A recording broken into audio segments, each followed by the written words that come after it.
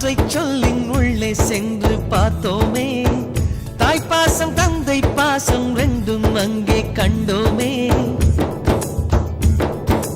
அத்தனை சொந்தமும் ஆஸ்தியில் கலந்தது, நட்பெனும் சொந்தமே அஸ்தியில் கலப்பது.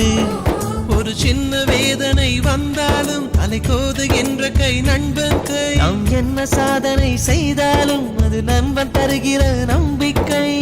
கண்ணனுக்கு கோயில் உண்டு, கர்ணனுக்கு ஏன் இல்லை?